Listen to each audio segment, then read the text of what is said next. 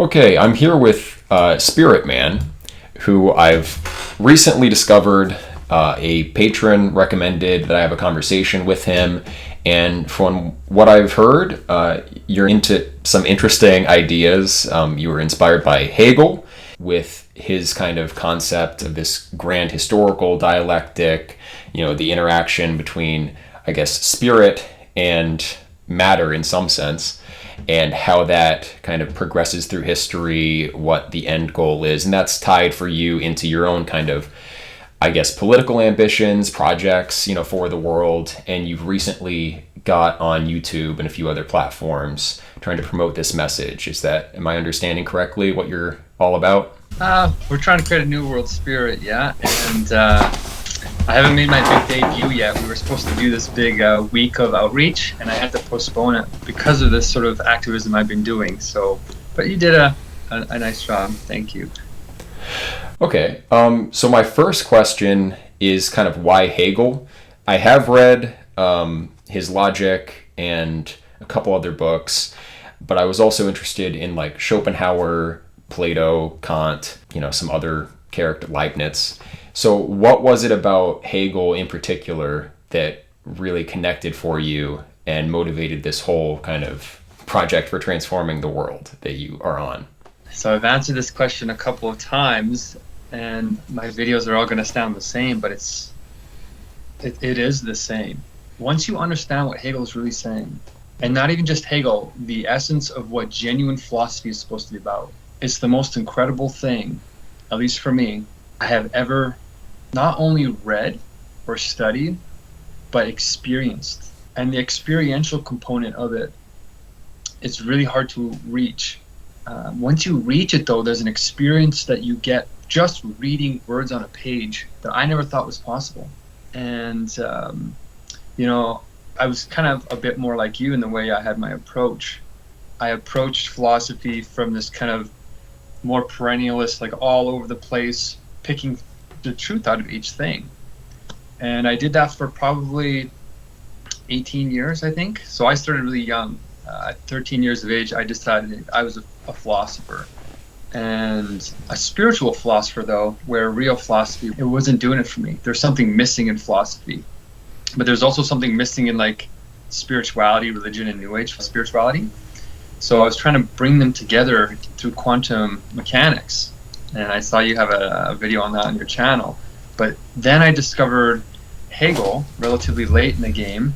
And it was all that sort of background information that gave me the emotional fortitude to withstand the assault on the ego that happens when you try and read Hegel. So you've tried to read him directly, right? Yeah. And if you had to describe your experience, how would you describe it? I sympathized with a lot of his ideas. I didn't necessarily appreciate his method. I don't know that Hegel ever really lays out like a systematic epistemology or grounds a lot of his claims, but certainly his ideas resonated with me. Really? Okay. I was really hesitant at first to like claim, being like mentored or to have some kind of, I followed one philosopher because I was more like the truth is everywhere, you got to pick it and think for yourself and all this stuff. Critical thinking is the tool of philosophy, or at least of scientific philosophy. And, I'm confident now that I can say that's changed. I confidently follow Hegel. And, and it's because he points beyond himself. And he says, actually, you're going to sublate me. A lot of people say, well, he's the end of history. He's the end of all these things. In a certain way, he is. But in a certain way, he's not. He actually says, you have to transcend me as well. And I thought, whoa, this is not the Hegel that people told me about. He's actually being humble while also being confident. And when I started really giving him a chance, actually, he crossed my path twice before. And I know I've said this in other interviews. But those first two times, I was learning him through someone else. You only get what I'm about to talk to you about if we get to it in this interview or in this debate or whatever this turns out to be by reading him directly. And if you're already resonating with him, you're already ahead of the game, right? Because the more universal experience is that it's just meaningless verbiage. It's gibberish. That doesn't make any sense. Like, most people can't even understand a single paragraph or a sentence. And that was me. So I'm kind of curious, when you were reading him, what parts made sense to you that you identified with? I'm not sure if you have your own videos on this, but I'm just kind of curious. Maybe we can pick up where you actually resonated, and then maybe we can get to a sublation. And if people don't know what that is, we can get into that too. Maybe that's what made sense to you, was sublation. Okay. So I liked the idea of like I kind of mentioned in the intro, historical dialectic, the kind of interaction of the ideal realm with the material realm.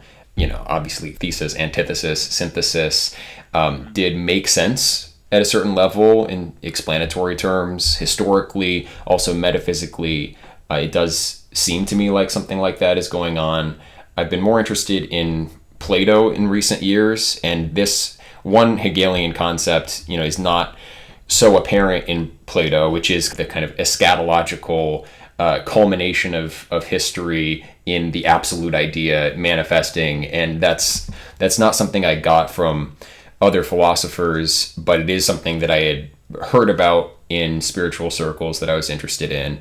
So just kind of, the general metaphysical scheme, the Platonism in Hegel, I recognized and appreciated, and also that there would be, some progress towards a culmination point. And I guess I've been interested in eschatological views mythologically, as well as big into like Joseph Campbell. And like I said, that's something that's kind of lacking in Plato. He has a very cyclical model of things, right? Like our fate is determined by the precession of the circle of the same and the other, that is the fixed stars and the moving planets. And so he's in a certain way like fatalistic, and our salvation is kind of out of this world, is transcending the corporeal sphere and returning ourselves to the realm of idea rather than like manifesting the absolute idea here. But I'm also a Christian, so I like the idea of like logos incarnate, and you do get that. I believe Hegel was a Christian still, right? And his system was used theologically within the context of like mythological Christianity. Am I wrong about that? Did Hegel deconvert, or? Well, it's the way you talk about him has to change, right? Like, that's the hard thing to communicate, but I'll try here. It's like this kind of, it sounds like sophism at first, and I can completely understand why people say, well, he doesn't ever give a straight answer, but he is. But you have to think in what Christianity calls the living spirit. And in order to be a true Christian, like what I think a concrete Christian is supposed to be, you have to think in the living way of logic. Whereas even when you're a Christian, you understand the life, and the life is important, the life, the truth, and the way, right? The way is what's missing, and you get it in parable, but the parable doesn't make the logic, the Platonic stuff that you're talking about, make sense. You don't get the essence of that, and you still end up being a Christian in an abstract logic, which makes it dead, which is exactly what Jesus was trying to get over with the Old Testament. He says, I'm bringing a new spirit, like it's a living spirit, not just the law. There's something about the law that he says is true, but there's something more. And that's the thing that Hegel's giving us. And when you get that, how you answer this question, is he a Christian, is the way I answer it now, which is you don't want to be pigeonholed into the abstract Christian mode, because it's not truly Christian. If Jesus came today, he wouldn't be an abstract Christian. You know what I'm saying? He would be more. He knows how to love his enemies and not just tolerate them. An abstract Christian can only tolerate their enemies at best. And then a transcendental, a concrete Christian is a genuine philosopher. So I would say that Hegel is and is not a Christian. He's not a dead Christian. He's a truly living Christian. But a truly living Christian is not a religious Christian. Religious Christianity is what he is in the religious mode of consciousness. But the religious mode of consciousness is not the end of the system. The mode that is opposite to Christianity is, of course, abstract atheism. But the truth of both those modes is actually not just abstract philosophy, because some guys have gotten that far. They've gotten to the point where, okay, the thing that transcends religious consciousness is science. But modern science is not real science either. modern science has the same problem as abstract Christianity, which is why they condition each other. They're on the same level in a certain way, but they're in the right direction. It is transcending, but it's in the more or less atheistic mode only. Or not even the true atheist is actually the absolute atheist. But the absolute atheist and the concrete Christian and the concrete Muslim and the concrete anything, any concrete ideology is always genuine philosophy, which is the infinite in the scientific form. And so Hegel says that at the absolute limit of religious consciousness, Christianity is the closest, at least in his time, but it's stuck in sensuousness. So you have to transcend that with a certain kind of atheism, but it's the perfect atheistic beginning that the concrete whole, the absolute, uses to arrive and prove itself scientifically in the ultimate form of thought. But it arrives back at that concrete totality, which is what we call God. But in terms of an atheist, it's kind of like the atheistic God, which is an oxymoron, right? But that's the point. Speculative thinking holds opposites in immediate unities. And so I would say that Hegel is a Christian in terms of religious consciousness, but in terms of a genuine philosopher, he's all of them. He's Platonist, he's Aristotelian, he's pre-Socratic, he's Neoplatonist, he's, I would say, even Muslim. If he kind of bashes them a little bit, but he actually also gives them quite a bit of credit in other places. It is this interesting language between foundationalism and fulfillment. And so Christianity got very close to that, but they couldn't make the leap. What do you mean by foundationalism there? It means that the prior stages to truth are also necessary. That means they have to be there. That means that they're not necessarily lesser. They're lesser in one aspect, but they're essential in another aspect. So it doesn't make sense to talk about prior stages as less significant or important or worthy of attention than further ones, because it's a circle. So just because your religion comes sooner in history, which means it comes sooner in the divine idea, doesn't mean it's not worthy of consideration. So that means you have to consider them. And then the people that come as a foundation might say, well, we came before you, we're more fundamental, we're more important, you have to go back to your roots, the beginning was pure. And then they say, all that other stuff is like history confusing itself. But the reality is that they're both essential moments, the ones that come after and the ones that come before, because you have to start thinking in that living way, in that cyclical, in the true cycle of thinking, of pure thought, speculative thought. And it's kind of a little bit mystical. So you're kind of easy to talk to off the bat because you sort of believe in that world, right? You believe that this other world, the transcendental world, actually exists for real. It has an epistemological and an ontological existence, right? Yes, I believe in the realm of forms. It has a greater reality than this world. This world is emergent out of that realm of forms. So yeah, I don't think you can have coherent philosophy unless you make some kind of assumption like that. I mean, the only alternative historically to that has been nominalism. So you have to say that language carries meaning simply because we arbitrarily designate labels on things. There aren't, real types in nature. If there are real types in nature, where do those subsist? You need the realm of forms at some level.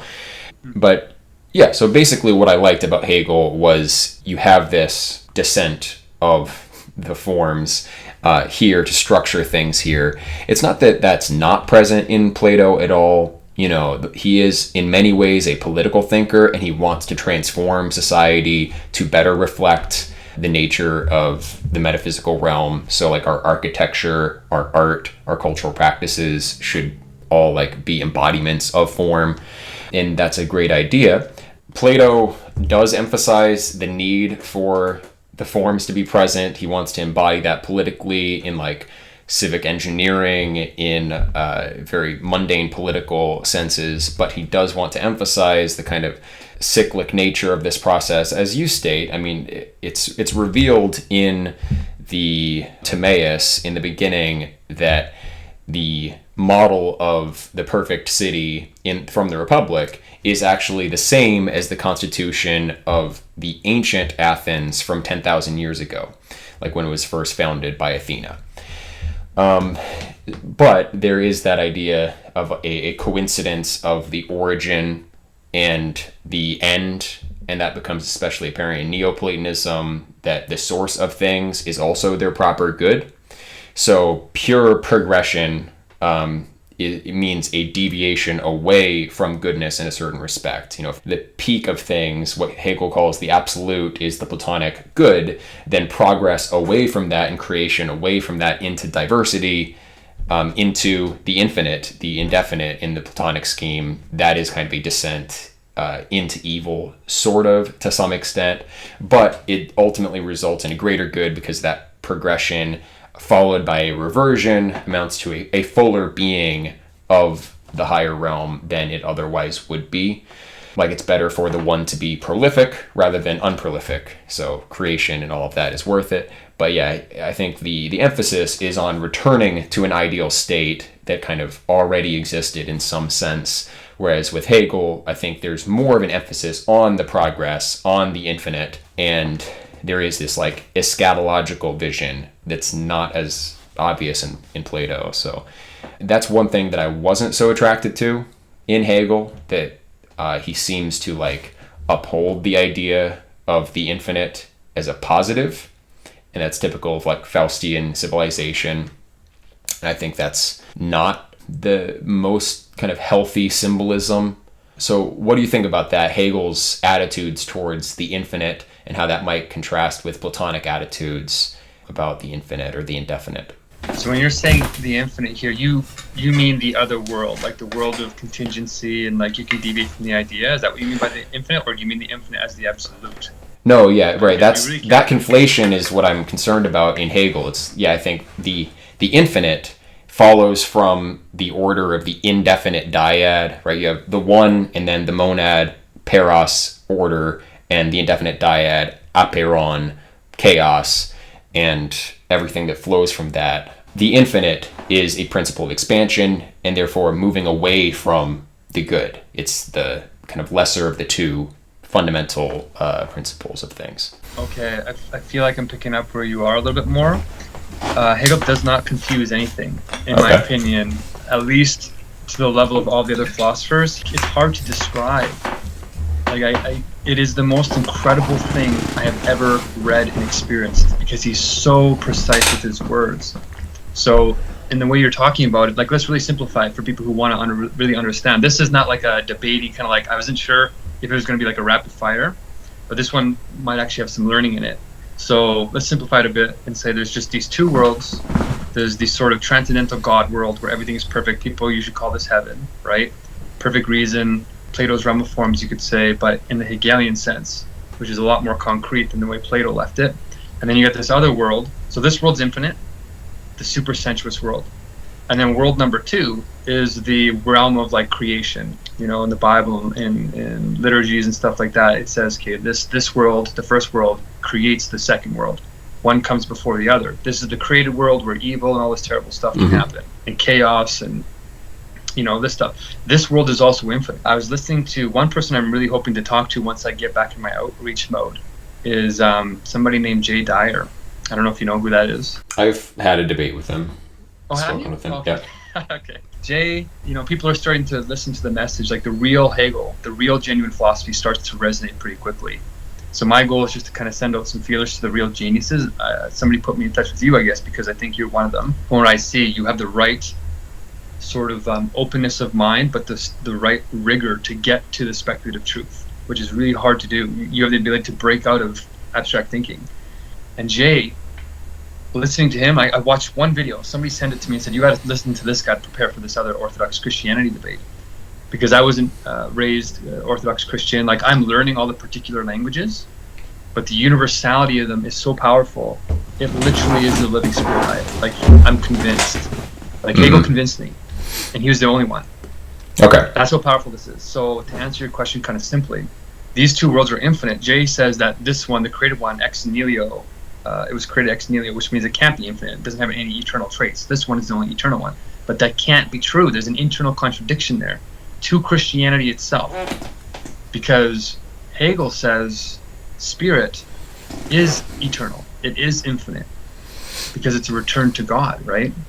So if spirit is only possible in the created world as a return to the first perfect world, if it is eternal, that means the medium in which it passes through also has to be eternal.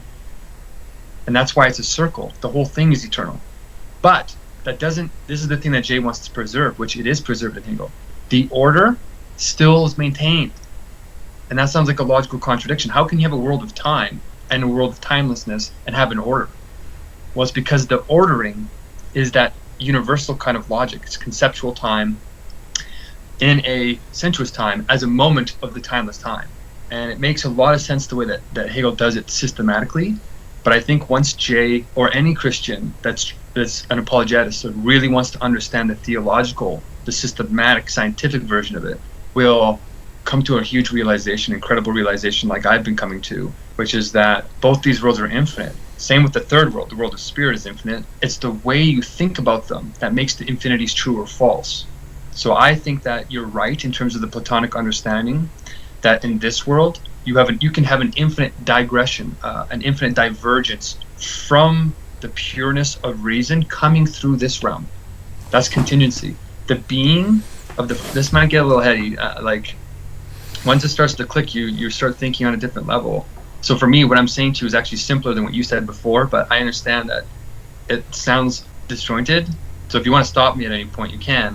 But I'll just say, just to wrap this up kind of quickly, is that you're right to say that there can be an infinite divergence in this created world, which leads to evil and all this one-sidedness. But there's also this infinity coming through it, so you can return to it. And without those two moments in this one, it can't be external, it can't realize itself to return as spirit. So you need them all. But the way you think determines which infinite you go down. And if you go down the positive infinite that aligns with the fulfillment of the idea in this realm, the created realm, that's what spirit is. It is thinking, it is mind. But we don't like to use the word mind because mind has the connotation of particularity with it, which makes it sinful. That's what Christianity is talking about in the traditional literature. But it doesn't mean you throw the baby out with the bathwater, you stop thinking, you just return to faith only. Faith is absolutely the bedrock of truth. You need to start with that. And that's what atheists and a lot of the other abstract ideologies don't want to admit.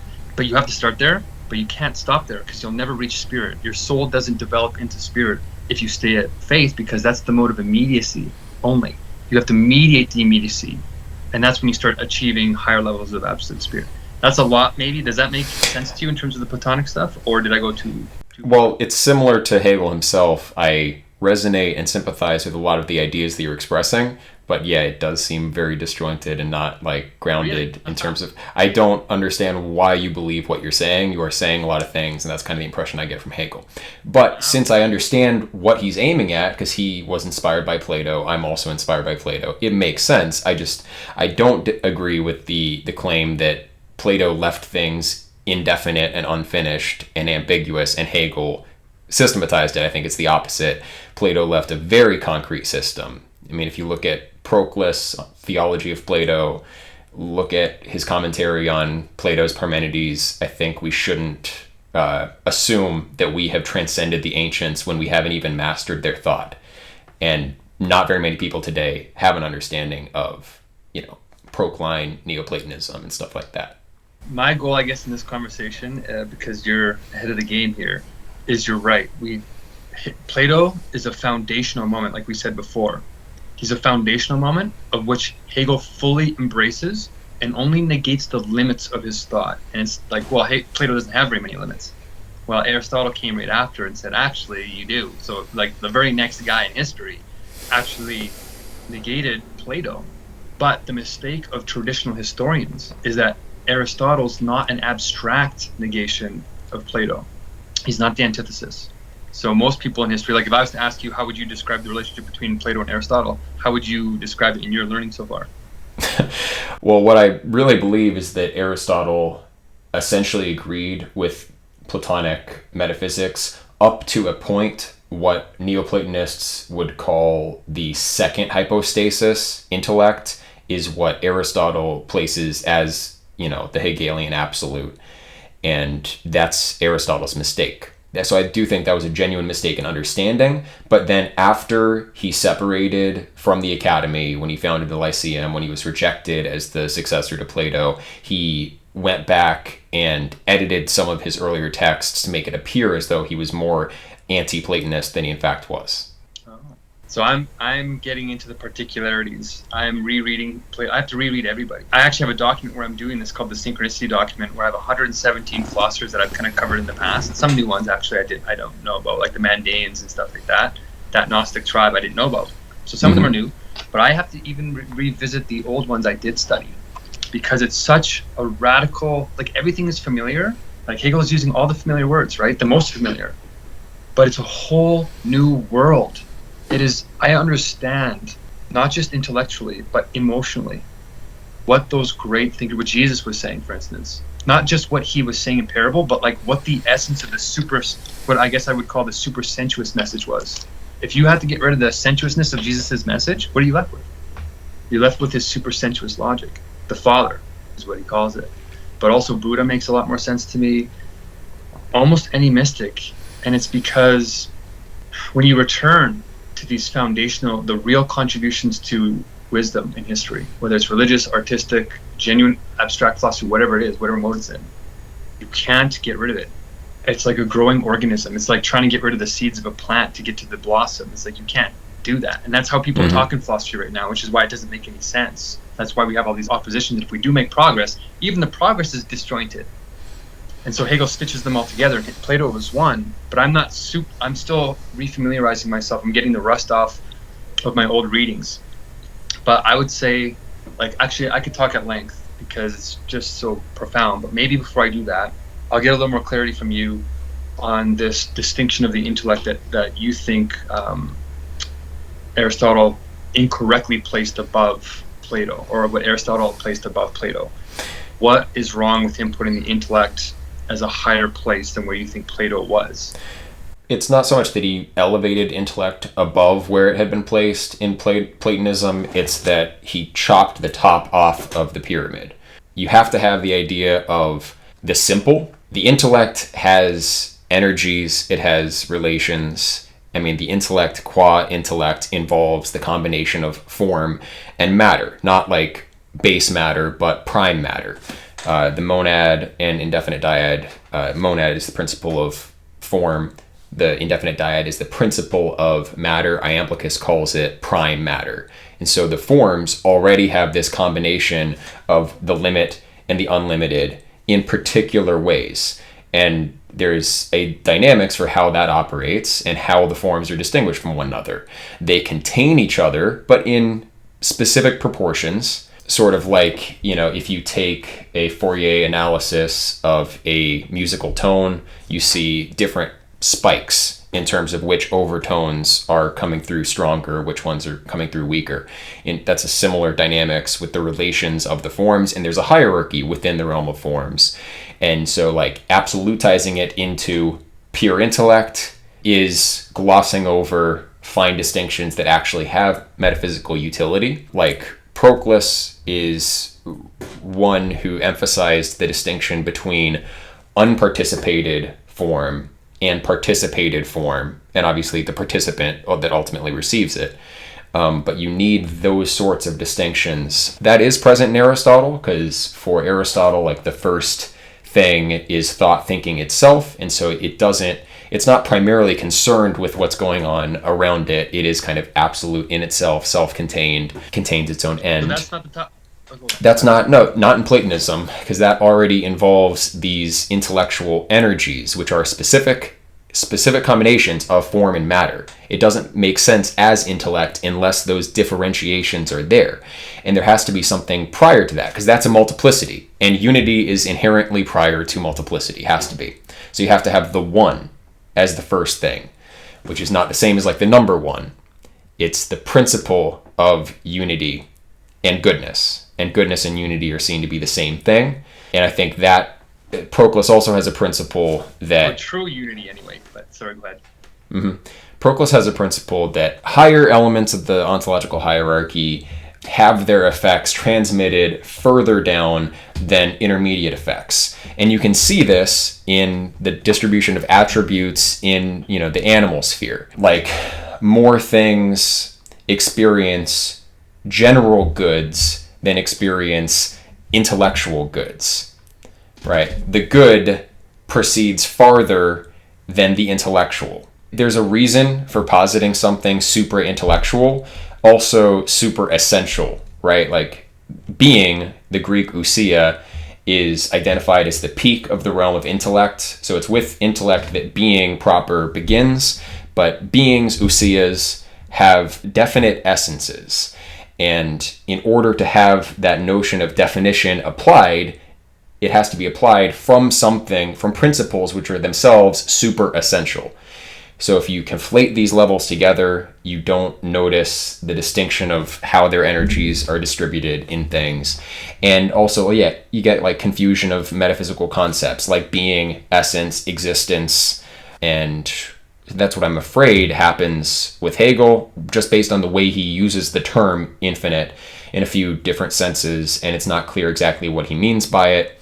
And I don't know exactly what he places as the first principle, but it seems like he leans more towards the side of Aristotle, and I don't think that ultimately works metaphysically. Okay, your perception makes more sense to me now. So if I tried to clarify and say, if the sentence that really stands out to me that could be sublated here is that you say Aristotle chopped the top of the pyramid off, and the pyramid is the realm of forms, right? The pure realm of forms without intellect. In itself, purely Plato not tainting it with human particularity. Or are you saying that he is preserving that realm? What's the top of the pyramid exactly? The realm of forms is the second hypostasis. You have the first hypostasis, which is the one, the monad, the indefinite dyad, and the henads, which are aspects of unity that are themselves super essential. And then you have intellect, beginning with being, ending with the cosmic demiurge. And then you have the realm of souls beneath that. So Aristotle preserves the realm of forms, but he simplifies it and kind of crushes it all into the intellect of the unmoved mover. And so it eliminates a lot of distinctions that are otherwise helpful. Okay, so you're saying that it's just not a distinct top of the pyramid.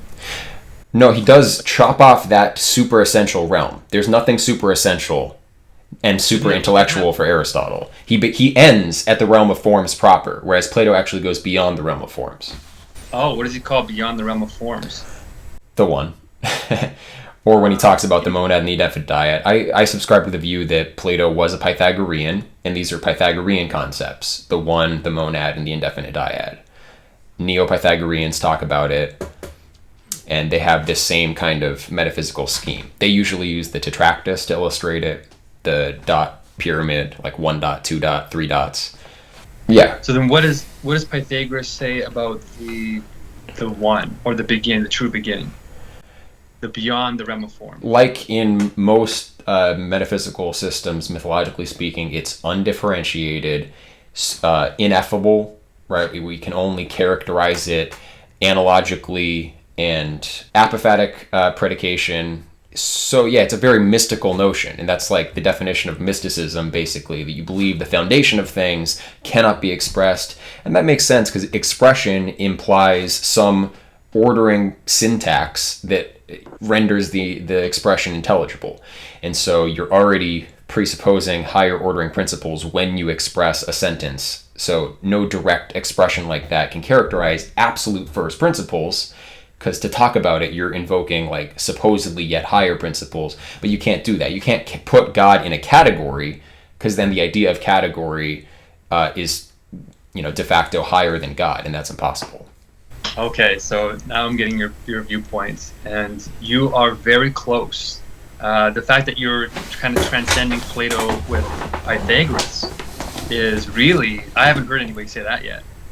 So maybe this Neo-Pythagorean stuff is, while you're aligning with where Hegel really starts. So you have, I think, a foundation of knowledge where what I'm about to say will make sense, because you see the need for the movements, why they're essential, but they can still be handled in the intellect, but not the ordinary intellect. You have to think in what Christianity would call spirit. If you have true spiritual thinking, you have divine knowledge and divine categories. Where I would start with this is saying Hegel does start with an apophatic beginning, because that's the only way you can get to the Lord version of godness.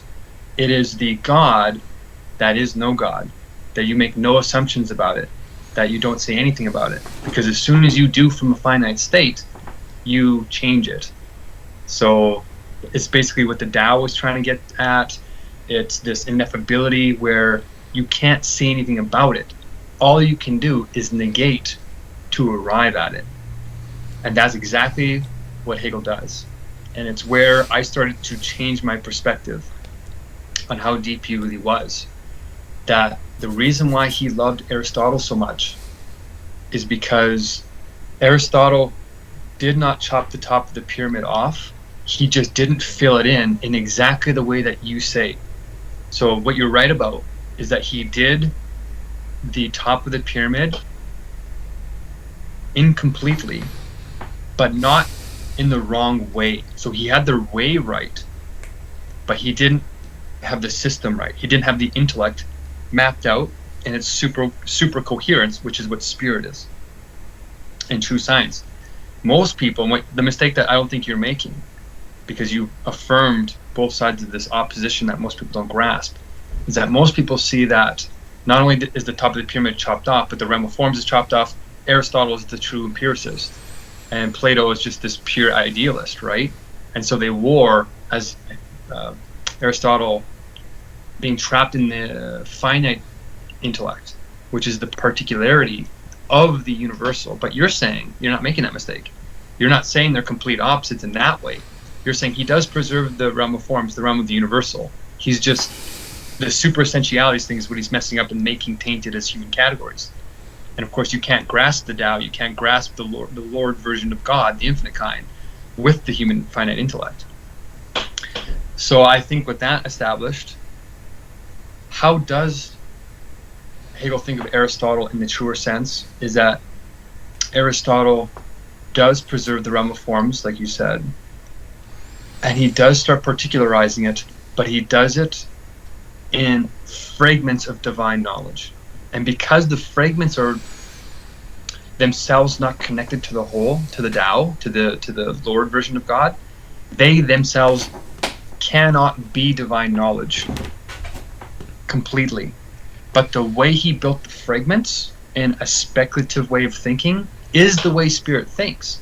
It's just that he didn't put it in the total system that self-justifies itself beyond human intellect. So spirit is what knows itself as spirit. So in a way, the only way to verify spirit's truth from the empirical realm is to do what you said earlier. You have unparticipated forms, forms purely in themselves, and then participated forms. Think of this realm, the first realm, the supersensuous realm, the realm of forms technically, as participating in itself. The forms participate in themselves perfectly. In this realm, though, it's doing it through our finite intellect as a fractal replication of what God is doing as participating in itself. It is its own concept and the instantiation of that concept, which means that it is simultaneously ontological and epistemological at the exact same time. It thinks its own being perfectly. We can't do that, but we are doing a finite version of it that's approximating it closer and closer and closer when you have the right superessentialities building on top of each other. And that building from like the top down is exactly what I think you're right about. And Pythagoras, Hegel says, does come as a foundational moment before Socrates, Plato, and Aristotle. He's pre-Socratic as necessary. But what he missed was that he put everything into numbers, right? And he says, okay, the one you can't say anything about, he got that moment right, but he got that moment from Parmenides, right? But Parmenides vice versa. Got from, I don't know how to say his name, Thales or Thales? Thales. And Thales? Parmenides was after Pythagoras. Was he? Because in my reading, Thales comes first. The Eleatic school was influenced by Pythagoreanism, not vice versa. Oh, I haven't read his history of philosophy in a while. The reason why Pythagoras comes first is because he didn't have the system yet, and he didn't have an impure thought. He just had a number form. So that makes more sense now. Yeah, you corrected me. Parmenides builds on Pythagoras because he has the first pure thought in the right order, whereas Pythagoras had the right kind of systematic thinking, but in the wrong, not the wrong form, but a form that is still too much in the intellect, because he has it in numbers. Quantity comes after pure being. But pure being is that moment of truth that you're talking about, that Pythagoras was narrowing in on with the one. but he didn't have it in the systematic oneness of it. He says, yeah, it comes first.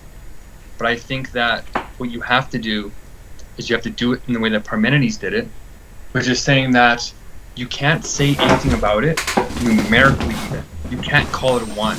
That's what Pythagoras was adding from his intellect that is not appropriate in that lordship moment of the Tao, because you are saying something about it that doesn't apply to that kind of infinity. That first infinity that Parmenides grasped clearly in its essentiality, that Pythagoras didn't, which is why he came first. Now that makes a lot more sense. Is because Pythagoras was adding stuff to it. He didn't grasp it clearly as a true super essentiality.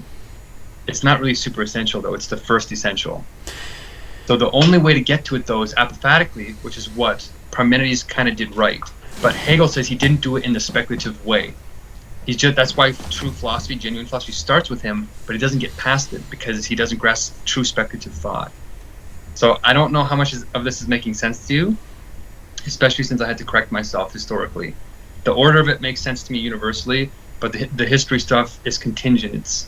It's not as essential as this thing I'm trying to tell you about, which you're calling these super essentialities, which is beyond. It's the top of the pyramid, but the top of the pyramid can be known if you take all the fragments of what Aristotle was doing, not as the abstract negation of Plato, but as the fulfillment of Plato. Now, I don't know how much, if you had to go from 0 to 100%, how much of what I'm saying so far makes sense to you? Like 50-50 is like half makes sense, half doesn't make sense. Where are you at on that in terms of the language I'm using? I think I understand what you're saying, but I disagree. I don't think that characterizing the top of the pyramid as an essence is appropriate, because again, the basic problem is you're categorizing it. I think it would have to be beyond all category, and so it cannot be a particular essence, because then the notion of essence has to be beyond the first being. So you're right there. What we're talking about when we're talking about Parmenides' version of pure being is it's not a particular. It is a universal.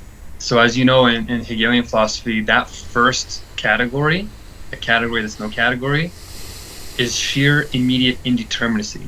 So it can't be a category because it's indeterminate. The only category it can be is indeterminacy, but a category that's pure indeterminate is no category. You can't say anything about it because it's not compared to any other categories. So in that way, you were right. But that's not what I said. I'm not saying that that's necessarily a particular. What makes it a particular, because it's at the top of this pyramid, right? It's the thing that grounds all the other essentialities.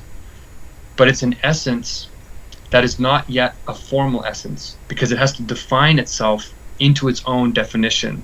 Like that's why the second moment of the logic, the second moment, not the first, the second moment is essence formally, where you can describe it as essence. But in this first moment, we're in the realm of being, which is pure immediacy. This first category is sheer immediate indeterminacy, which is not even being. This is pure being. Well, this is reinforcing the problem that I had, that I mentioned up front, the first thing I asked you about, Hegel seeming to conflate the infinite and indefinite with the absolute. And I think that's not the case. The first principle can't be indeterminacy or indefiniteness. It's undifferentiated, not like as opposed to being a source of limit. It is both and a source of limit and contains the unlimited energies that it proceeds outward, but you can't characterize any of that cataphatically.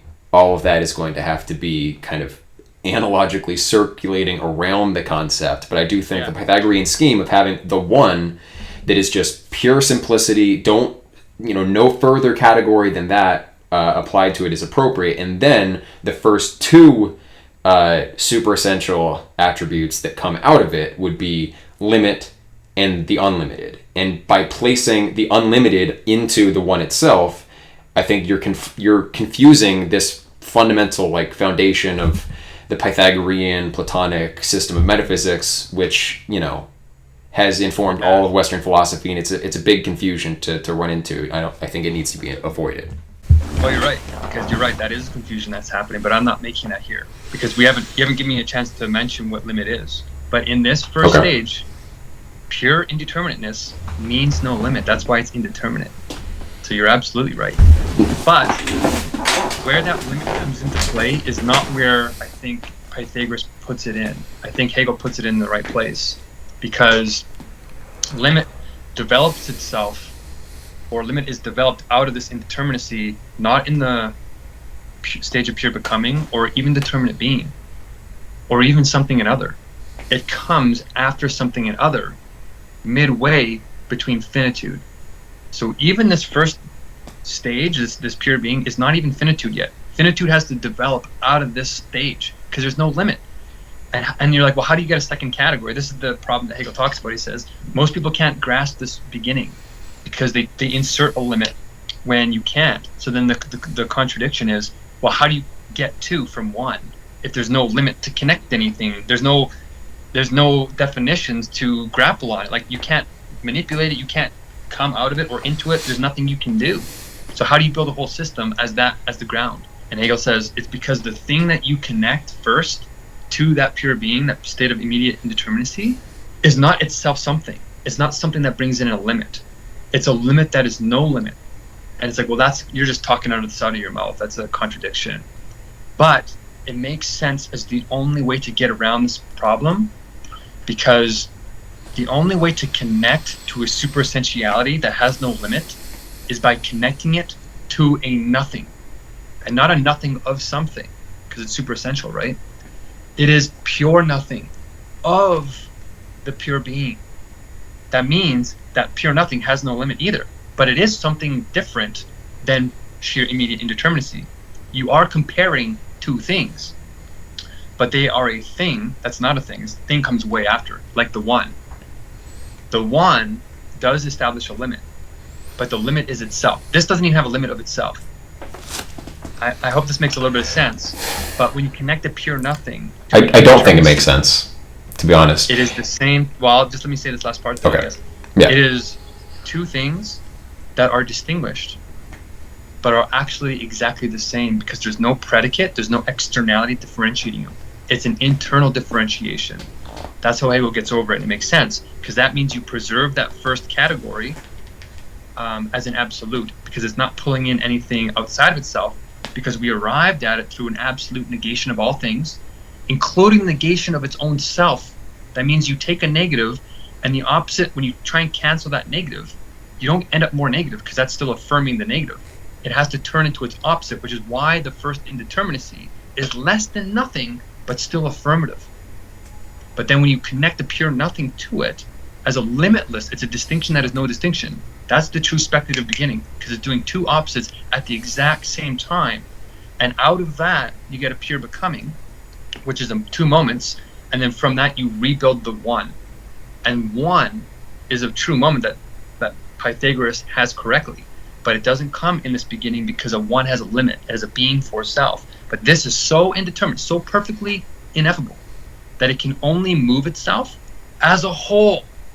Every move in that superessentiality is the whole of everything. That's holy thinking. That's the way that spirit has to think. Every thought has to be the true universal. It can't be particularized, except a particular universal. When I grasp that, I don't know how much of this is making sense to you. When I grasp that, I can't see any other way to begin less essentially. Like, even pulling in the one is too much.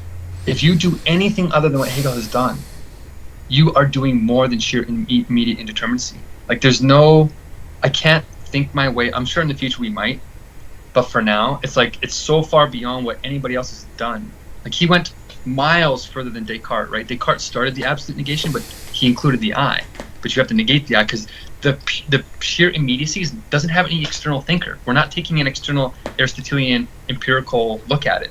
He says, if you do this absolute negation, this apophatic moment properly, you get rid of the self, kind of like Buddhism says. You get rid of your original sin in Christianity, is what you call it. You cancel even your own finite knowledge from the tree of knowledge. You cancel that knowledge. But by canceling that knowledge, paradoxically, you get in touch with the first divine thought. But the first divine thought is not anything you can say anything about, except that it moves its whole self. And that first move is into pure nothing. But then from that pure nothing, you get pure becoming, and then all these limits that are no limits start to develop into limits and you get this tree of essentialities that is super consistent, super coherent, but only as a universal structure of particularities. You don't get the Aristotelian particulars of the sensuous mixing of those two realms. That's the mistake that you are 100% correct on. But you said in the beginning of this interview that Hegel, you don't like Hegel because he doesn't ground a system on anything, but he does. He grounds it on that truth, what Christianity calls the Lord, the thing that is always ineffable. But it doesn't mean you can't say anything about it. You get the categories off of that when you think the categories in themselves, but you have to do it in the right way, the way, the truth, and the life, the living way. So I'm saying that nobody else has ever tried to do that. Aristotle kind of did it, but he left it in its particular form, which is why people don't grasp why he's the sublation of Plato and not the abstract negation, why he's a progress of spirit and genuine philosophy and not this stagnated moment where he's pretending not to be Platonic, even though he kind of was. But he's saying, I am doing something more. And it was building these systematic universals in their superessentiality, grounded on the unmoved mover. But that's a speculative thought. What is an unmoved mover? Well, it is absolute spirit, but he's coming from the other end of the total system where God's returning to itself as already knowing itself. And we're trying to do that. But when you accomplish it here, like Jesus did, right? That's why he's 100% man, 100% God. That's the only way that you can know it for yourself in the divine way, because knowing knows itself through coherence. It can't ever do it through empiricism. You can do correspondence and you can rebuild it, kind of. But when you get the full system, it completes itself as the alpha and the omega, all that kind of circular stuff. But to get the alpha and the omega, you have to start with that first pure superessentiality, the way you're talking about it, but not the Pythagorean way, because he already introduces too much with the one. But the one is still essential. Yeah, I don't think you have less than one if you posit the undeterminate as the first thing. Saying it's undeterminate, saying it's undifferentiated itself is a negative predication, but then the one is not meant to be like a numerical description. It's not meant to say this, it fits in this category. The one represents the absence of multiplicity in a certain regard. But to say that it is undifferentiated is a mistake. Undetermined is a mistake. Or that it's infinite, I think, is a mistake. Because all of those particular predicates as privileged over the limit, I mean, in that little kind of dialectic you just described, the limit appears quite late. And I do think that is self-negating and incoherent, because to have the dialectic, to have successive stages of development prior to limit is a self-contradiction, because you are defining a succession of operations, and those obey some kind of logic, they obey some kind of principles, and there you have limit then presupposed. You're kind of right. So now you're getting to the real deep stuff. So this stuff didn't make sense to me. Now we're going to cross over. This is where the words explicit and implicit become absolutely essential. So when you're in the circle of reason, and when you're grasping truly universally in divine spirit, all the universals always have to be happening at the same time, at least in the perfect realm. When you connect with spirit, that starts happening in you in the sensuous realm, but you're in the world, but you're not of it, like all that Christian stuff. When God is doing it for itself, how can you have an order that is simultaneously happening at the exact same time always, eternally? It doesn't make any sense, because an order implies before and after. So you have to have some kind of time in a timeless realm. I don't think so. I think you can have a timeless order. I think you can have an eternal order as well. So you're ahead of the curve, and you grasp the speculative nature of time. So you understand conceptual time as timeless order. Before and after place are conflated with the sensuous version of those, right? In sensuous time and space, which is a linear. But that's not what's happening with place and time here. This is pure place and time, which doesn't require that linearity. So I think you'll get this. When you are in this timeless order, if you start anywhere on the circle that grounds itself, the perfect idea grounds itself, because it doesn't need anything outside of itself except knowledge of itself, which we can get into. But in terms of the perfect logic, it grounds itself. And if you start anywhere on that circle, whether it's that pure being or essence or the notion or the syllogism or whatever, all the categories that come before its own formal explication have to be there because they're eternal, they're universal. But they aren't there explicitly. So this distinction between explicit and implicit becomes absolutely essential to resolve the contradiction you're talking about. And without it, you're right, the system looks completely paradoxical. Yeah, I just don't see anything original here either, because I think credit should be given where it's due, and these ideas are present already in the Upanishads.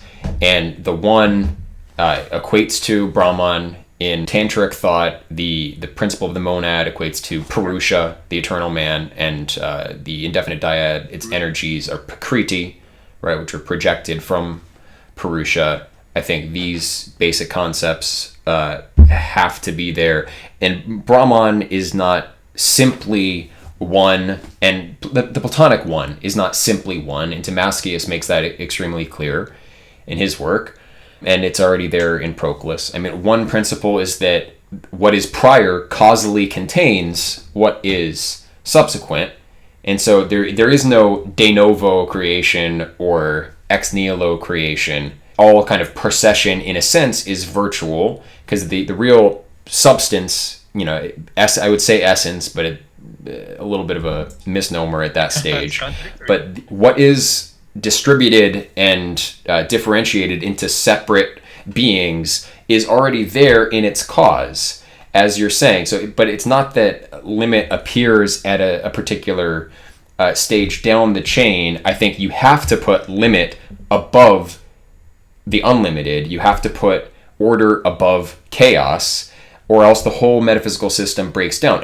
And the reason this is a useful system, I think, and the reason Pythagoreans developed mathematics and like all of the history of math has been so powerful, is that there's a deep like symbolic analogical truth in that like measure precedes the thing measured. And I think that's obviously true in quantum mechanics, right? It is mensuration that like defines the character of reality, and the probability spectrum is drawn around those acts of measurement. So measurement, limit, right? The term logos means phrase, order, but that measure and ratio, I think, is important. And if you put the unlimited and indefinite ahead of limit and order, you're inverting that. And that's the same as putting the feminine principle above the masculine principle in theological terms. There's a reason why conventional theology in the West has said that God is a man in a sense, or he's male. You'll encounter this with J. Dyer.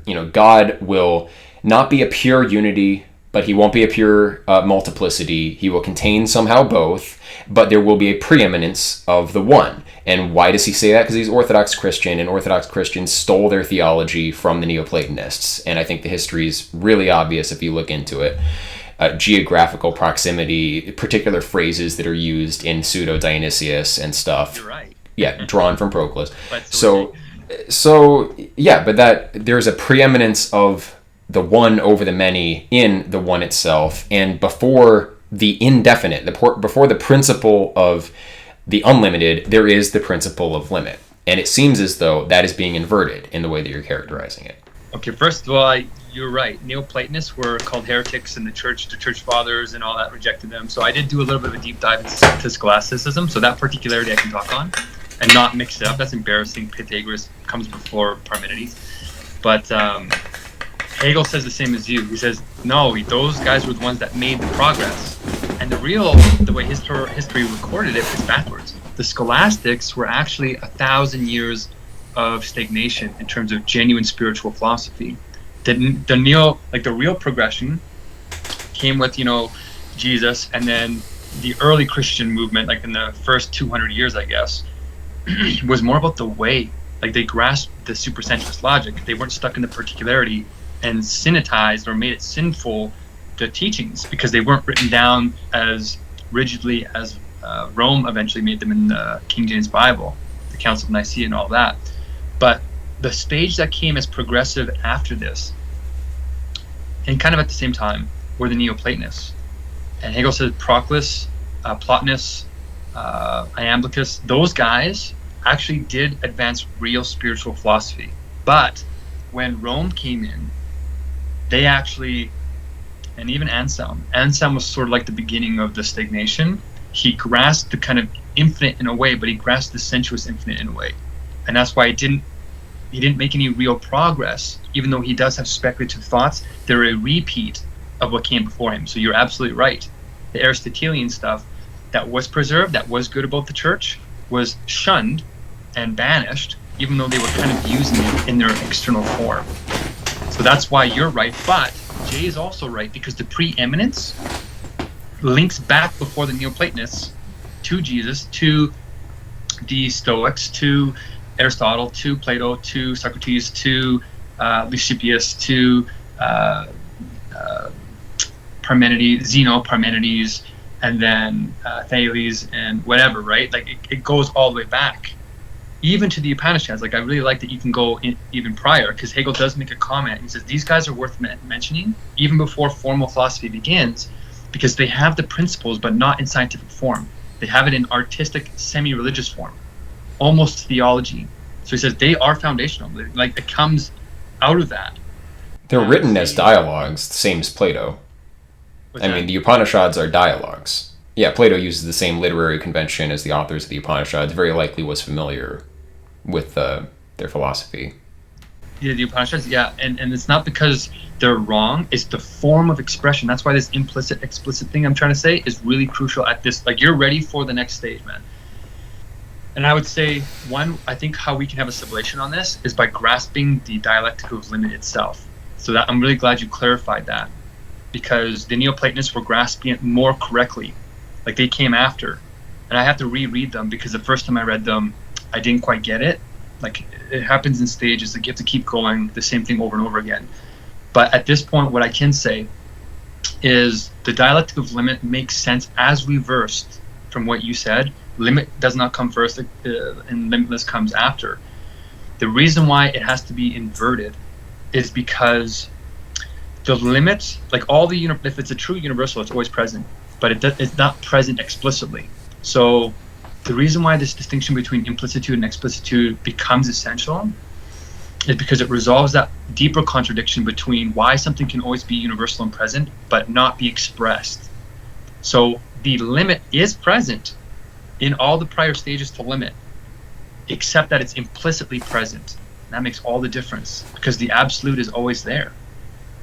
The first category, that's a no category, pure being, has a limit, but it's an implicit limit that it only makes real through its internal movement with pure nothing. But even though it's moving over a limit, it's still an implicit limit. It's a limit that's no limit. Anything that is implicit at first has that contradictoriness to it. I have to make up words to describe what I'm saying, because it's beyond ordinary Contrariety, contradistinction. If you make the limit explicit at that first stage, the other stages that come after don't make any sense, because there's other contradictions that start to happen and you can't resolve those. But like even with that first category, like this guy named Jim Bob on another channel I went to, he's so close. He says, well, you can't have a presuppositionless beginning. And I said, you're technically right. So he says, well, how do you resolve this? There's no presupposition, but there is a presupposition with pure being. And I said, because the apophatic moment is a presupposition, number one, but it's a presupposition that is no presupposition. You have to have both. And he says, well, how does that make sense? And it's because the only way to get to pure being is by canceling all presupposition. That's the only presupposition you have to make. It's a self-refuting presupposition. All the other categories that are universal have that nature to it, including the limit. So the limit that is no limit is because it's implicit between pure nothing and pure being. If you really think about it, if you're not connecting anything to indeterminacy, you're still not creating an explicit limit. But there is a distinction. And a distinction is if you think about it, it's a lower form or a more abstract form of what? Of limit. But limit as limit only happens formally once it develops its own distinction. So the first limit that is a limit that's no limit is the distinction that's no distinction, and then it turns into a pure becoming between two moments. And these moments aren't between somethings, because something has to develop. It's between two things that have an implicit limit that are the exact same but different. Pure being and pure nothing are switching into each other. The only thing that happens in the second stage is it's not adding anything new. It's not adding an external being in, which would then create an external limit, a real limit. The limit is still internal or implicit because the moments are flipping between these things that are speculative unities. But the thing that's introduced from the stage of pure being and pure nothing to pure becoming is just the direction. The direction opposes itself. So the direction is the thing that's added, but it's not something external. It's just realization of what is already there.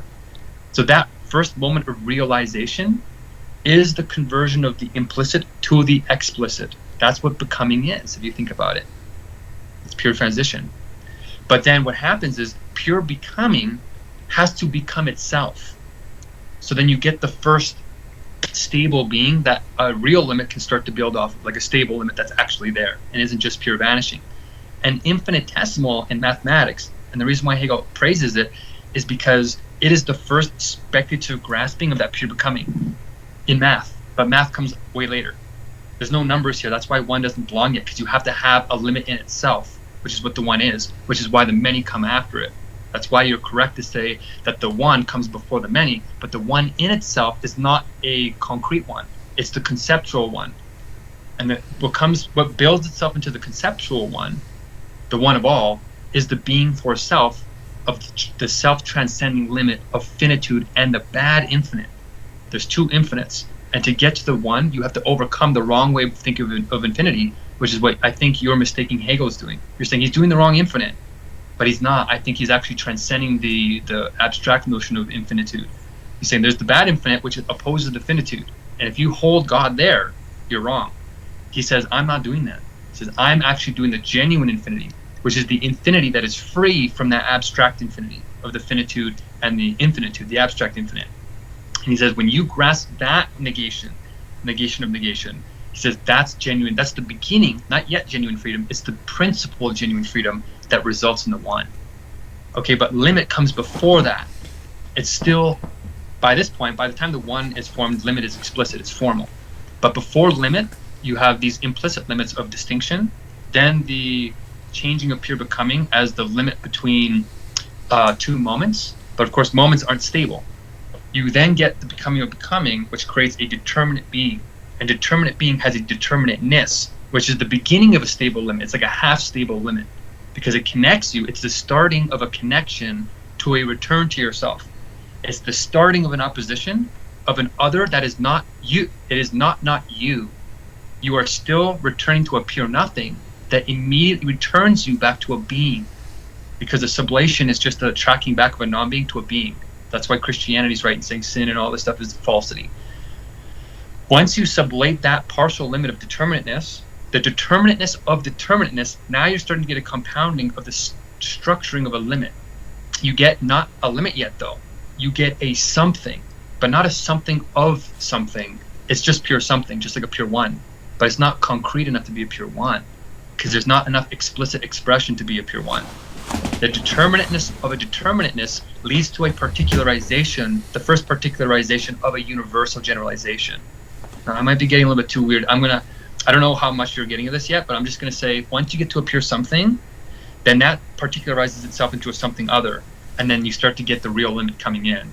Then you get a transcendence of two types of moments. You get the moment of becoming and the moment of immediate being. So the moment of immediate being is the sheer something and the other immediately there, and then the sublation of that is an internal movement of the momentariness of those two as an alteration of the one something. So you get the one starting to build two, but it's going inwards to itself. Then once you get a determination in a something, it negates itself immediately into a constitution, and then that limit right there, that now you can start seeing between determination and a constitution, now you can start seeing what we traditionally define as an explicit limit. But then that has to go one step further, and then you start getting to actual limit infinitude.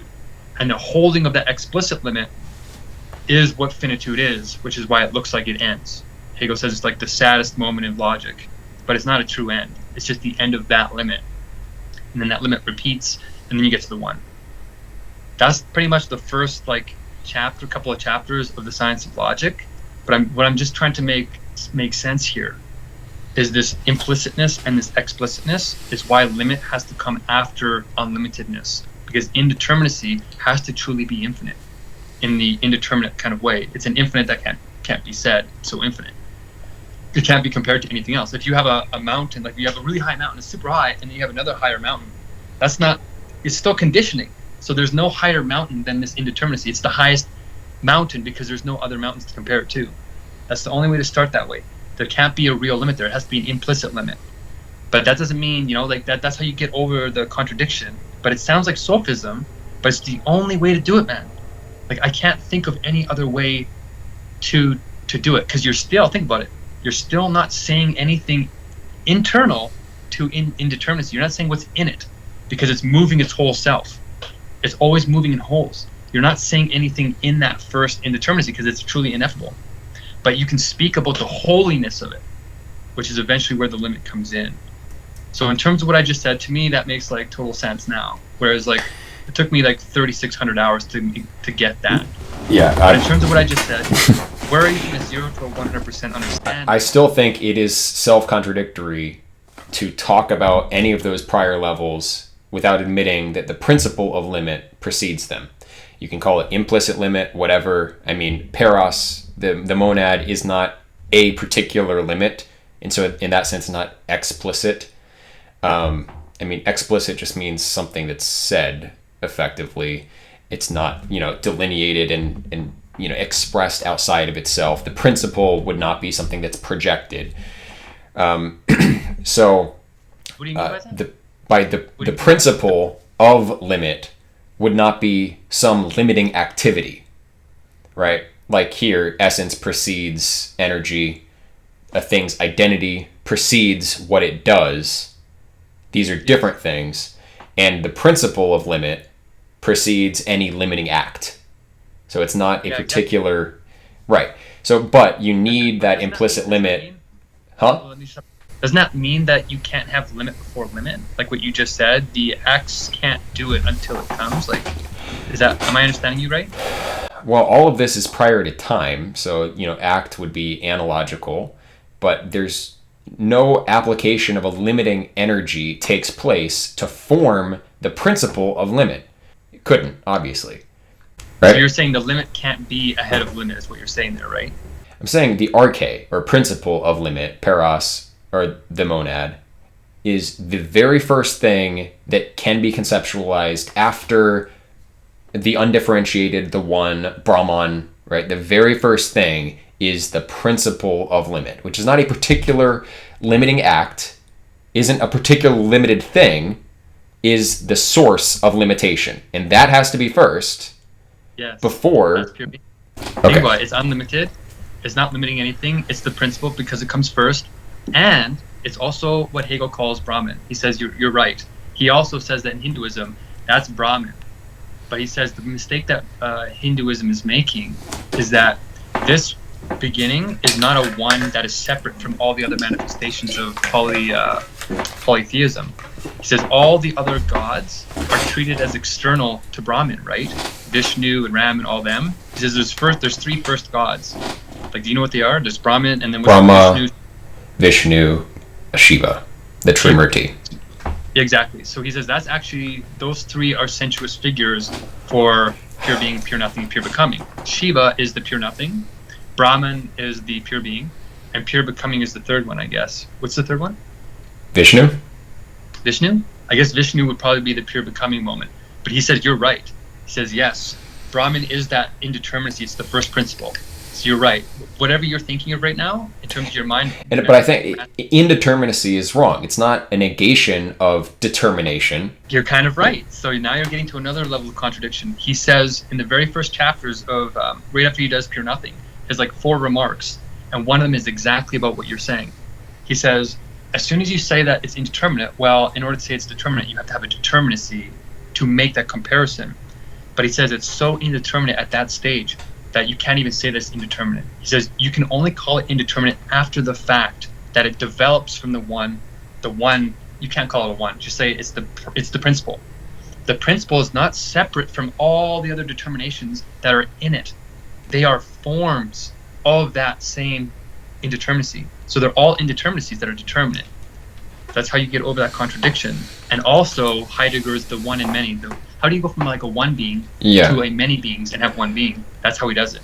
That's how Hegel does it. Okay. Because it's all the form of that first indeterminacy. Mm-hmm. It determines itself. So, yeah, I still have a problem here with the language being used at a symbolic level, at a mythological level. I don't think it's appropriate to place infinity above the principle of limit. And the reason is, like, metaphysically, I agree with Advaita Vedanta, and I think it's not true that Hindus in general did not say that Brahman is Vishnu, is Shiva. I think they did, and that's explicit in the Upanishads, at least some of them. And where do they say they're equal to? Because this is interesting to me as I'm getting deeper into it. The idea that Brahman, that Atman is Brahman, right? The soul in us, the core, like, not the soul as a whole, right? But the kernel of the soul, the hyparxis of the soul in the Greek terminology, the summit of it is Brahman. That would be true of all the gods as well, right? The summit of all particular beings is this one, Platonic one, or Hindu Brahman, and that's the philosophy of Advaita Vedanta, and that's the first place this philosophy appears in the world explicitly. I do think that Plato tended towards that, and if that's the view, then that's ontological monism, right? That there isn't a plurality of beings, that there is no like discrete absolute separation among things. All things converge at their summits in this one real being. You could call it being, call it beyond being, whatever. It's not a particular being at that level. It is, you could say, universal being, or you can say it's the goodness beyond being. And I think being, the Greek term ousia implies, in a certain sense, definition, right? And it's beyond definition, so that's why it's beyond being. It's beyond ousia-ness. The English word being, maybe we can stretch a little bit further and use it there. But the only way to make sense of that, of the apparent multiplicity, is to say just that multiplicity, differentiation, is fundamentally apparent and not absolute. There is no absolute differentiation, which means there's only virtual differentiation. And so it is, as the tantric philosophy has it, Maya, or Prakriti, is projected by Purusha, the eternal man, which is like the essence in the essence energy distinction. And that is and that's the limiting principle. That is what measures. And that's why, like in Masonry, the ruler and compass is used by the demiurge to construct the world, and that's why the demiurge, uses similar tools in Plato. I think, you have to put measure first before what is unmeasured. Any distinction starts from that virtual distinction that is projected from some source. And the source of the projection is prior to the thing projected. And that's the masculine, the divine masculine, projecting the divine feminine. And that's consistent through so many mythological traditions. It's consistent, like I said, like there are echoes of this in mathematics. If you read Proclus on Euclid's Elements, you can see like the symbolism is strong. Read Nicomachus of Geraza, or any of the Neo-Pythagoreans. Read Iamblichus on mathematics. Like there's a systematic reason why you have to privilege the source of limitation over the source of unlimitation. You privilege the source of energy above the source, you privilege the source of essence above the source of energy. And even just seeming to invert that is going to have, I think, dire mythological consequences that should be avoided. And that's what I don't like primarily in Hegel, is he appears to invert that. So this is where it's going to get interesting. I think this is where I think a sublation might come to you. Because you can never convince somebody from the external, but the one thing, so I think you have the order of the limit backwards, but the order of the measure you have right. So even in Hegel, like you just said, I think you just said something that maybe Hegel doesn't do this, but he does exactly what you just said. He says measure has to come before essence.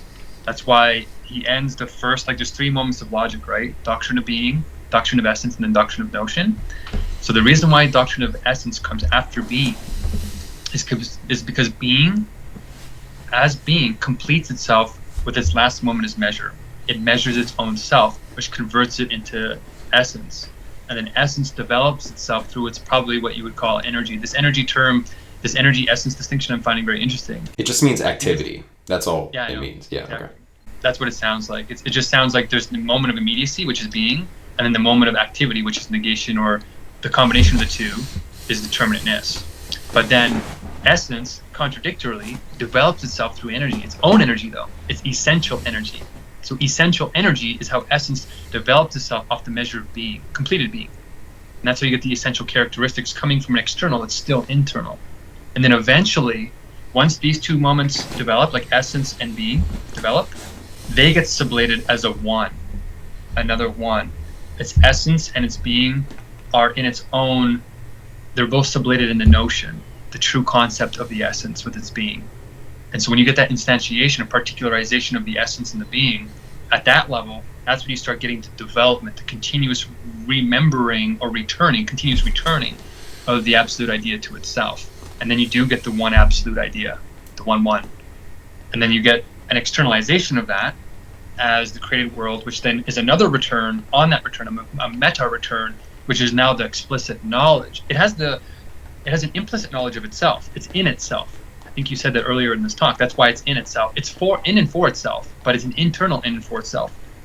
When you want a real in and an actual in and for itself, the inner and the outer have to become another unity, which is actual knowledge, explicit knowledge of that perfect internal for itself knowledge. That's what spirit is. That's the only reason why you need that second moment.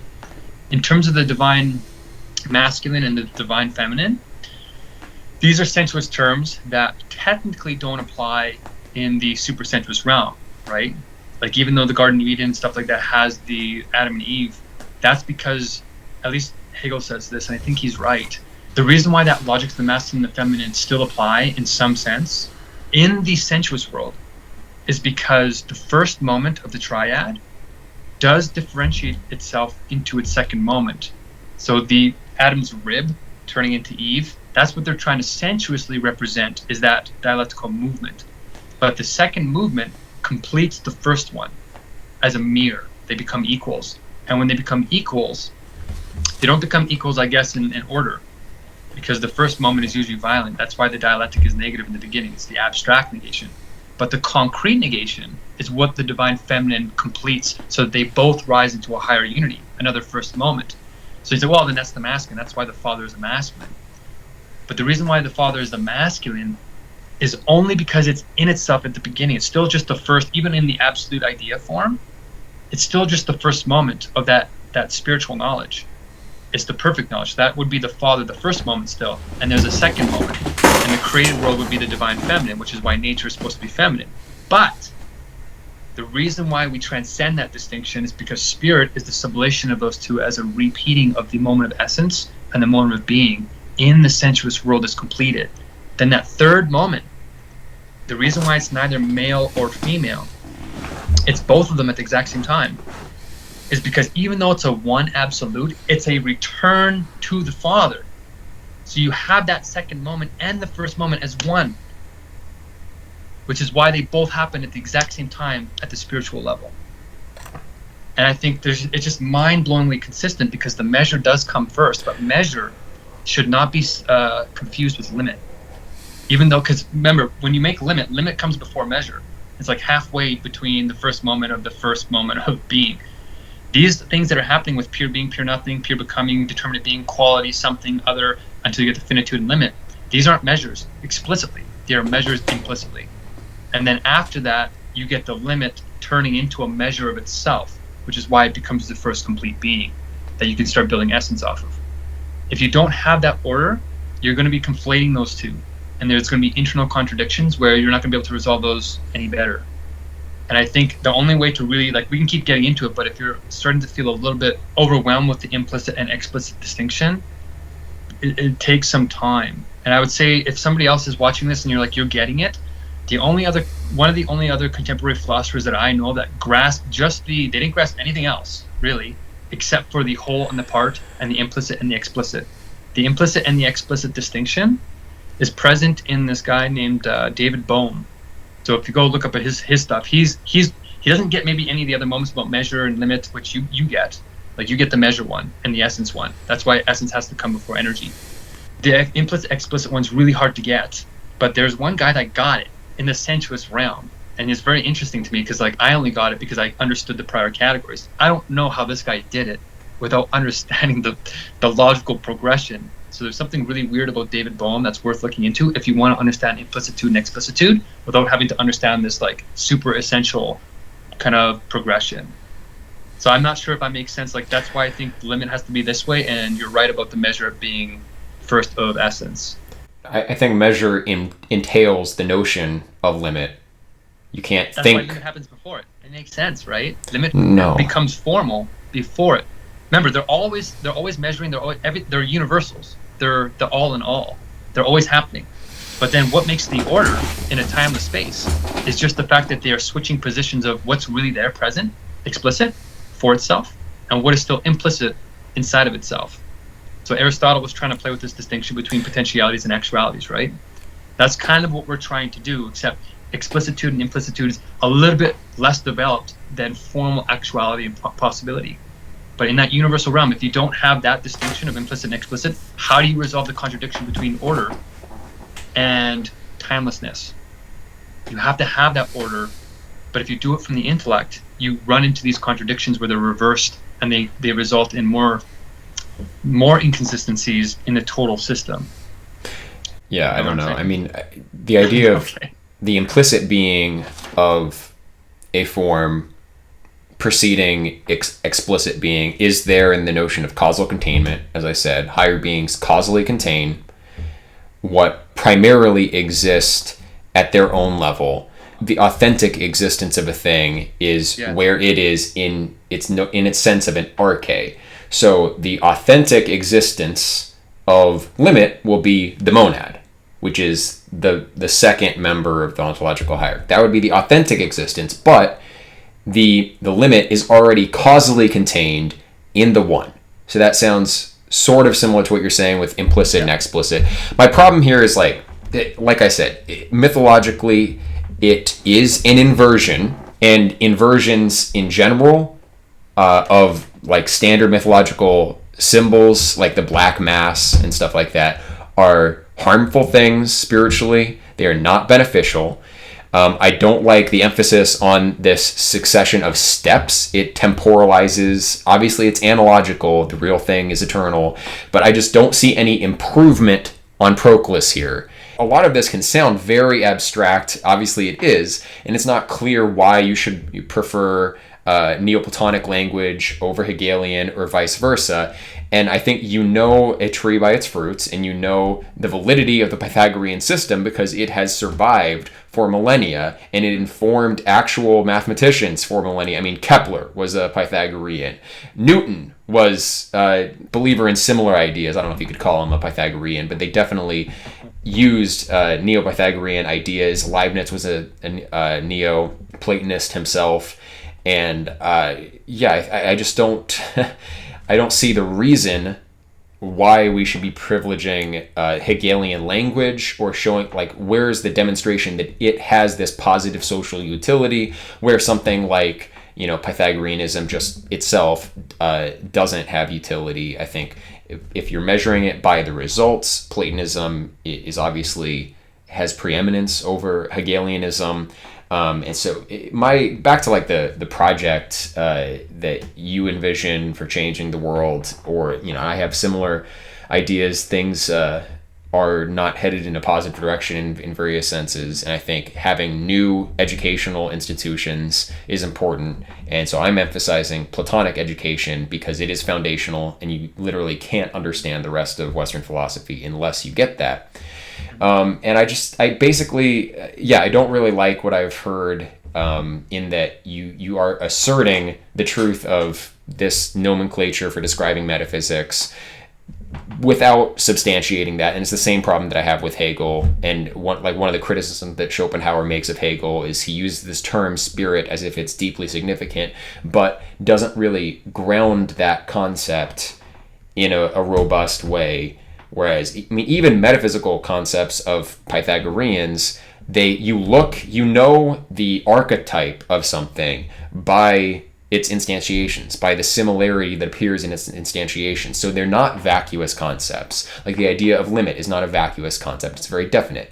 Whereas spirit is kind of only intelligible in the relationship of Hegel's own concepts, his own bespoke metaphysical categories.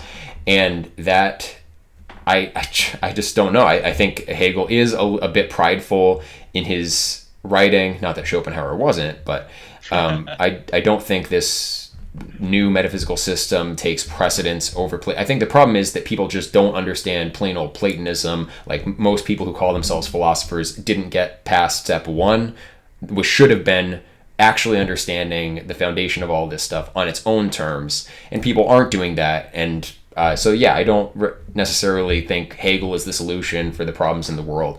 I think Platonic education is more important than Hegelian education. I think trying to educate people, the masses, on Hegel is completely hopeless. I don't know if that's what you're intending to do, but I think a large number of people can be educated in Platonism, and that directly addresses the problems that we have morally, epistemologically, because most people today, like the average young person, is a nominalist. Like, at some level, they kind of understand the idea of fixed categories, and there has to be something as such a thing as like the number two or whatever. But they, when pressed on it, they say math is like a construction or whatever, and that has negative consequences. It is the deviation away from Platonism, Pythagoreanism, the deviation away from the traditional classical metaphysical systems that has caused a lot of problems in the modern day and led to this preeminence of indefiniteness and open, I can be anything I want to be. Like, that is an expression of this aspect of the indefinite dyad, and we have privileged that. And I think Hegel is caught up in that same trend of privileging the infinite over the source of limitation.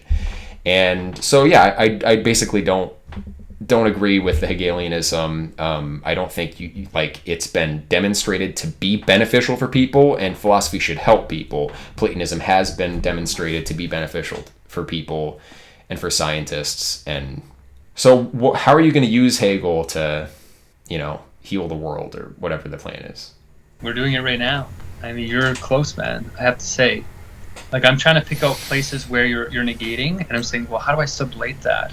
Because in the living logic, like, you're creating oppositions, and you're at least giving some justifications, which allows the principles to be exposed and sublated. I'm trying to figure out, like, what I did answer all your questions in my interpretation. I just don't think you understood what I said. So how do I say it again? But this time, so you pointed out that Pythagorean, you're absolutely right, by the way. This is why it's hard to, like, when you're this close, it's hard to grasp why this is important, because you already almost have it. It's like these trivialities, like, grounding and all this kind of stuff, limit, before and after, implicit, they seem like trivialities, but at this level of depth, they make all that, you end up in different worlds of meaning. Like, even just switching that order of limit, we're in different worlds now. That's why these incredible nuances, when they're universals, they apply to everything, right? So, like, if you have one wrong, the whole thing is like shaken, and you end up in this fragmentariness that Aristotle ended up in. But what I would say is, okay, you're right.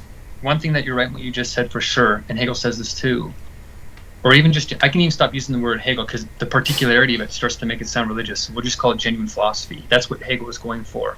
And he didn't even really reach the full thing. He just reached the first completion of it. Is that the truth persists in contingent history. In real human-like years, like 2,000 years ago, and real, genuine advances of philosophy, of the truth, the true, do persist. They're not falsities. So the permanence in the impermanence persists. It is the substance of spirit over linear time. So you're right. That's why Pythagoras is still being used today. It's why Plato is. That's why Aristotle is. That's why the Neoplatonists are even making a little bit of a resurgence, I guess. And even Christianity has persisted. Is because they have to have universals in them. And you're right about that. So that's one thing that we have in common. Why has Pythagoras persisted, maybe even over Hegel? It's because he is useful. But I'm trying to point out a self-refuting contradiction in your statements, because that's the only way a logical person can get to it themselves. Like, you can only get to spirit yourself. I'm outside of you right now, so it's what I'm going to try and do is point out an internal contradiction to your positions, and I hope this is one of them. In the very beginning of this talk, you said that you don't like Hegel because he doesn't ground his system on anything stable or substantial. And in this talk I showed he does. It's pure being, which is the same as Brahman and all these other places, that even the one, but not the one of necessarily what Pythagoras was talking about, because Pythagoras introduces way too much. But he was hitting on the right beginning. He was just calling it by a too concrete label. But 2,500 years ago, or whenever he existed, or he was 500 BC, I think, 507, 540. Which I know the dates, but the orders, of course, that comes after before Parmenides. But for that period of time, like, it was incredible. He had that lucidity that he could even call it the one, But he needed to go further. But in terms of grasping it in a useful way, it's because numbers are a more concrete stage that's still abstract, pure enough to grasp the logic and use it in a sensuous form. But it itself is not grounded on the true substantial beginning, which is why he didn't complete the loop. He could talk about the loop, but he couldn't do it determinately. He couldn't explain it. Or do you think he actually explained the beginning of the one? We don't know, because we don't have Pythagorean documents. Yeah. We have Neo-Pythagorean and basically myths about what Pythagoras thought. But so Plato is the first resource that actually gives like in-depth information about Pythagoreanism. And I do think Plato was himself a Pythagorean. Hypothesis is strong. Multiple founding members of the academy were Pythagoreans. I mean, there's stories about Plato buying books from Philolaus, who was a known Pythagorean. His friend, anyway, there's historical evidence that Plato was, in a loose sense, a member of the school. Not from the beginning. We know some of Plato's teachers, but anyway, if the mature dialogues like the Parmenides are an indication of the Pythagorean system, then I think even with Pythagoras, this stuff had already been resolved, and I think actually this stuff had been resolved, these metaphysical issues, in the Upanishadic philosophy, and I think that disseminated to Greece. So I just don't agree that this stuff was like an incomplete, indefinite, inadequate state, and then was perfected much later in history. And so there's a Platonic dialogue, the Ion, which talks about like how inspiration spreads from the muses, or I guess the gods above the muses to the playwright, and then to the director, and then to the actors, and then finally down to the audience. And it's kind of like a magnet, right? You have the magnet and then a chain of iron objects that each successive member of the chain experiences that force a little bit weaker, but there's that one magnet that begins the chain.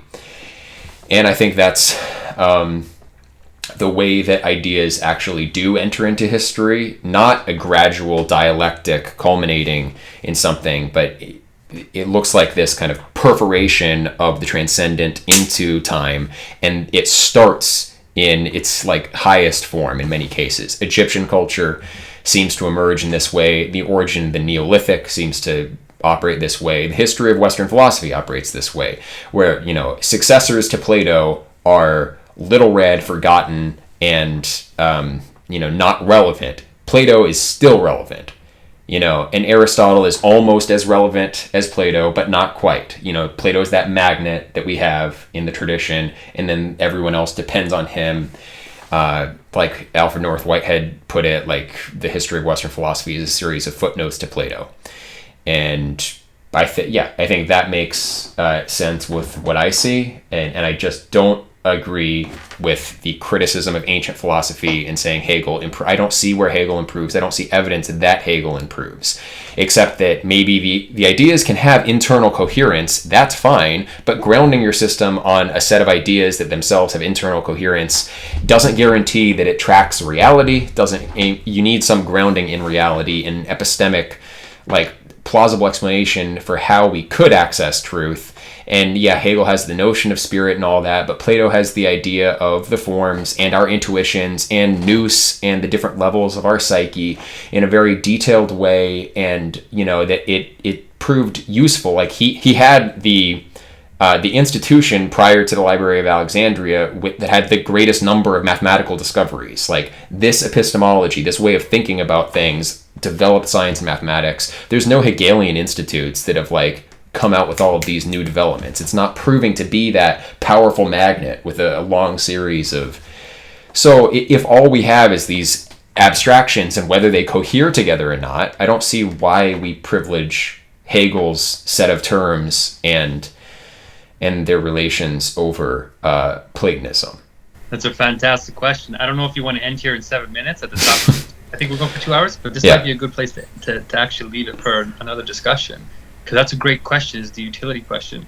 What I would say is Hegel does answer this, and I might even stop mentioning the word Hegel. I might just say genuine philosophy from now on, because I think the reason why we're negating is because of the particularities of the characters, Pythagoras and Plato, but their systems are really the concepts. And I can speak about this without mentioning Hegel ever, or Plato, or any of them, because the categories, the words themselves, if they're truly universal, apply to them all. And so what I would say is, like, I'm looking up Hegel's history of philosophy now, and he starts with the Ionic school, Thales, Anaximander, Anaximenes, and then Pythagoras, and then the Eleatic school. And he says, and if you are in his history of philosophy in any way, except for a couple of philosophers, he says you are there because you have a real contribution to human knowledge that helps us live our lives, not just theoretically, but practically. And he has Pythagoras in there as the fourth philosopher, because he did make a genuine contribution. That is, a genuine contribution means it can be used in practical spirit. It actually affects your being in this world, even though the concepts are superessentialities in the supersensuous world. What I would say happened with Hegel, if we want to be particular about human history and why it seems like he hasn't had this big blow up and changed the world. If he has an answer like Plato or Pythagoras did, it should be creating like resonant shockwaves, you know? And what I think happened was because Hegel was not born into aristocracy or anything like that, and it took him till he was 37 to actually write his first book. I think by the time the supersensuousness of the universals started coming through his being, through words and writings and his philosophies, he was rising to fame, but he died too soon.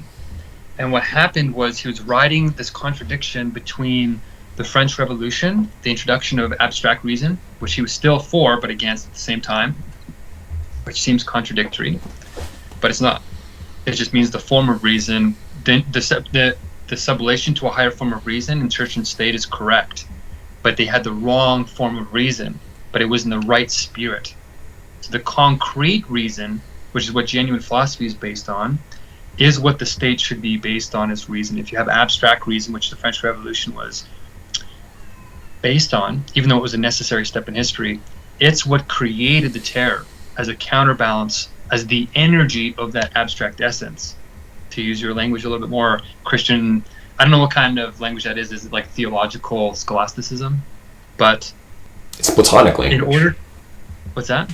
Like essence, energy, those are, Platonic terms, Neoplatonic terms. Okay. Because there's so many, like... Other schools, use the same concepts. Basically just ancient Greek metaphysical concepts. Okay, so the church still took it from Aristotle. Wow, and Plato. Okay, that makes sense, though. But because there's so many systems, like for me, it's like mind-bending how many different ways we can describe the same essence. That's the problem. That's the fundamental problem of why this new genuine philosophy, whether we call it Hegelian or not, we're going to transcend it. He's just a stepping stone, right? And he even says that. But he says you can't transcend somebody unless you understand the true limit of the universal of the principle of their philosophy. And he says he did that with all, including Plato and Pythagoras. So what I would say the usefulness is that if you have truth, we're all saying the exact same thing, because there's only one truth, right?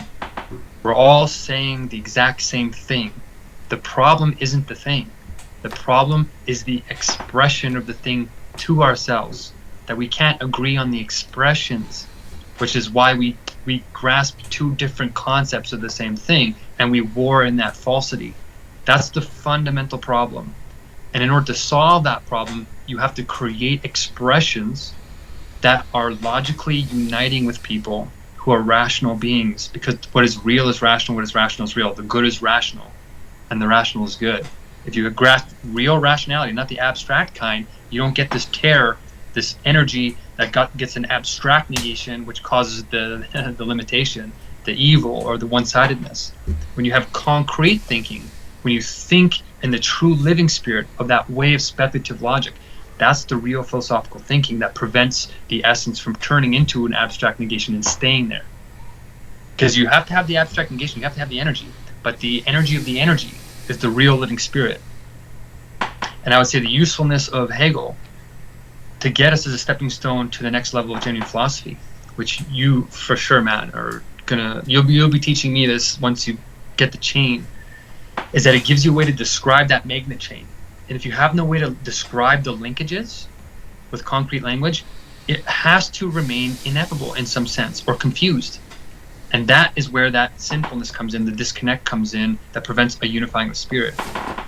The trickiness of this is, you can, once you grasp the universal, you can rebuild it from any point in history. Like, we can use all Platonic terms from now on. Like, if I really wanted to, we could just, as I'm learning more about the Platonic language, we could just rebuild it. And any words that he was missing that came in Neoplatonist or whatever, Apocalypse or whatever, we can just make them up in his language as a neologism or something. Mm-hmm. Same can happen with Pythagoras. The same can happen with the Upanishads. They all had the essence. If they were enlightened, like Buddha, if they were really enlightened, they did grasp the circle. The problem was communicating that. And the followers, because they're the actors, that I like that drama thing, like that director, like I really like how you use that. The actors are the ones that sinitize it, like make it sinful in Christian language, or make it, what's the word that Plato would use? You're in ignorance of the truth of it. So you operate from that ignorance, and you create beings that are false in this world. So we call it sin in Christianity, but what do you call it in Platonic lingo? You would call it just falsity. Vice instead of virtue. Yeah, virtue is based on, okay, that makes sense. So I would say, if you're really stuck on the Pythagorean and the Platonic representations, we can stick with that particularity because the universals are the same. But if you want to describe that chain, I think you have to do it in a concrete logic, which they all kind of grasped. But it was like, even the reason why, and I'll end on this maybe, the reason why Plato is an essential moment in pointing out the chain is that he had the first magnet, and then a couple of linkages explicit.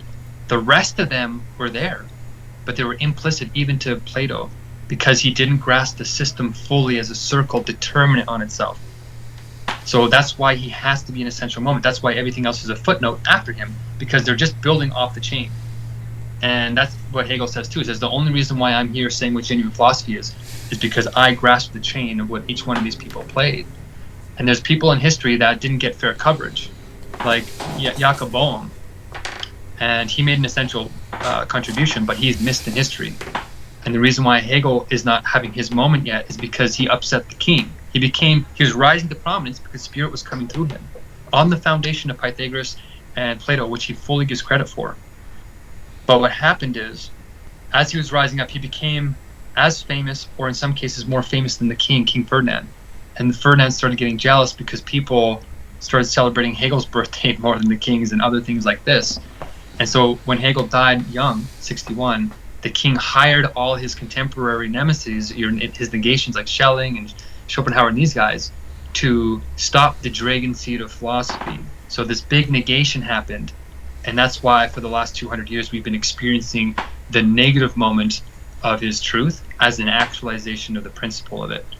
And the usefulness of it is still coming, because it's putting into context the truth of what Pythagoras and Plato and everybody else before him, including the Neoplatonists, had done in that full chain. But it's hard to grasp the full chain. So maybe next time we can get into it more, but I hope I answered a few of the questions.